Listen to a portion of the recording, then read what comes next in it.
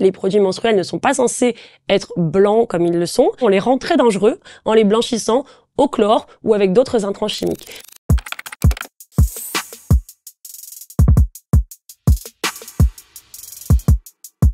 Auparavant, les personnes menstruées utilisaient des linges, c'est-à-dire des pièces de tissu en coton, en gaze, qui étaient soit confectionnées à la main, soit entretenues, stockées, lavées, réutilisées sans cesse. Ces serviettes faites maison étaient accrochées aux vêtements, plus rarement aux sous-vêtements, qui n'existaient pas forcément à l'époque. On utilisait aussi du papier en Chine, par exemple. Des papyrus et des végétaux ont été utilisés sous forme de tampons, donc d'absorbants internes.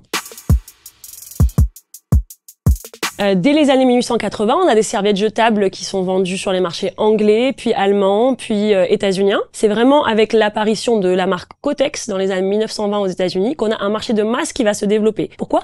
Parce que à l'époque, Kimberly-Clark se retrouve avec un stock d'invendus de cellucoton. C'est un matériau qui avait été développé pour fabriquer des bandages et des filtres de masque à gaz très vendus pendant la Première Guerre mondiale. Et quand la Première Guerre mondiale s'est achevée en 1918, ils se sont retrouvés avec un stock d'invendus sur les bras. Et c'est dans ce contexte qu'ils ont cherché à développer des produits pour le marché civil, ça donnera deux marques, Kleenex et Kotex. Sur les boîtes de Kotex, elles sont bleues, il y a écrit le nom de marque, il y a une petite croix qui ressemble à celle de la Croix-Rouge, qui donne l'idée que c'est un produit médical, mais il n'y a aucune indication, ni du fait qu'il s'agit d'une serviette, ni du fait qu'il s'agit que ce soit pour les règles, il n'y a pas d'information, le paquet se veut totalement neutre, et les détaillants sont invités à suremballer les boîtes de Kotex, c'est-à-dire à les mettre dans des emballages de papier craft pour les vendre, dans l'idée que c'est une honte de partir avec une boîte de Kotex du magasin. On a même une marque qui s'appelle Modeste, qui apparaît à la fin des années 1920, qui dans ses publicités produit un petit coupon avec écrit une boîte de Modeste s'il vous plaît. Elle appelle ça le coupon d'achat silencieux qui permet de l'échanger contre de l'argent sans dire je voudrais une boîte de serviettes aux commerçants. Donc on a tout un ensemble de stratégies commerciales, de la vente, du packaging, du merchandising, de la publicité, du design qui sont mis à contribution pour qu'un produit intime lié à un phénomène tabou puisse devenir un produit de masse. Pour vendre des serviettes qu'il faut sans cesse racheter puisqu'elles sont jetables, on a cette promesse qui est de faire disparaître la corvée de la lessive. On fait beaucoup appel aux jeunes, on leur dit que c'est elles la nouvelle génération, qu'elles sont modernes et qu'elles doivent utiliser ces serviettes, sans quoi elles vont se retrouver prises dans les mêmes servitudes, je cite, que leur mère et leur grand-mère. Et c'est là qu'on voit l'ambiguïté aussi qu'il y a dans ces publicités qui récupèrent la rhétorique féministe de l'époque. La publicité pour les produits menstruels a beaucoup joué sur la culpabilisation des femmes. Si vous n'utilisez pas ces produits, vous êtes sale, vous risquez de se sentir mauvais, tout le monde va s'en rendre compte, vous offensez gravement les gens qui vous entourent et c'est sans doute pour ça que vous êtes seul, vous n'êtes pas marié, vous ne rencontrerez jamais l'amour, vous n'avez pas d'amis, etc. Donc c'est des publicités qui jouent à fond sur l'insécurité féminine. Au début des années 40, donc Kotex s'autorise à viser les femmes au travail et qu'est-ce qu'elle leur dit?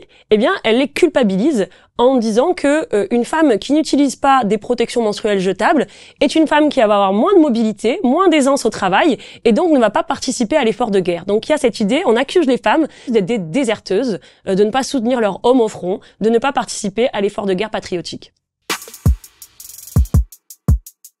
À mesure que les décennies avancent et que les marques surenchérissent les unes sur les autres en termes d'innovation, on a de plus en plus d'intrants chimiques, c'est-à-dire des matières synthétiques pour produire la matière de la serviette, l'utilisation des gels super absorbants dans les tampons, qui a créé une épidémie de choc toxique menstruel, et puis aussi l'ajout d'intrants chimiques pour blanchir les produits. Les produits menstruels ne sont pas censés être blancs comme ils le sont, ils sont censés être beige ou marron clair, mais par une volonté de hygiéniste d'apparaître comme propres et sans danger, eh bien on les rend très dangereux en les blanchissant au chlore ou avec d'autres intrants chimiques. Dès les années 1930, on a déjà des études, des controverses scientifiques. Les industriels savent très bien la dangerosité de leurs produits et ne sont pas en train de la découvrir en ce moment. Et ils ont même d'ailleurs lutté pour que certaines vérités n'apparaissent pas au grand jour. Procter & Gamble, qui est le groupe qui vendait la marque Rely, une marque qui a dû être retirée du marché parce qu'elle crée des chocs toxiques menstruels, a discrédité publiquement des chercheurs, a payé des chercheurs pour dire le contraire de ce qui apparaissait à l'époque, à savoir que les Rely étaient très dangereux. Et c'est important de le rappeler, surtout quand on sait qu'aujourd'hui que Procter & Gamble détient les deux marques les plus importantes sur le marché des tampons et des serviettes, à savoir Tampax et Always. Tous ces nouveaux produits menstruels, en quelque sorte, font à peu près la même promesse, qui est d'émanciper les femmes vis-à-vis des pratiques menstruelles qui seraient une souffrance pour elles, sauf que cette fois-ci, les pratiques menstruelles qui seraient une souffrance, ce sont les pratiques issues de l'industrie classique du jetable. Ce qu'il faut comprendre, c'est qu'on est dans le même mouvement que je qualifie de consumérisme ou qu'on peut qualifier de marchandisation, c'est-à-dire qu'il s'agit sans cesse de proposer de nouveaux produits. Ces produits vont être présentés comme plus ceci, plus pratique, plus moderne, ou, pourquoi pas, plus écologique, plus féminin, plus féministe, ce que vous voulez. La grande question qui peut se poser si on est critique du capitalisme menstruel, c'est non pas quel nouveau produit je vais pouvoir acheter, mais comment me passer du recours au marché, comment me passer de l'achat de produits sur un marché pour vivre mes menstruations, définir ma propre culture menstruelle.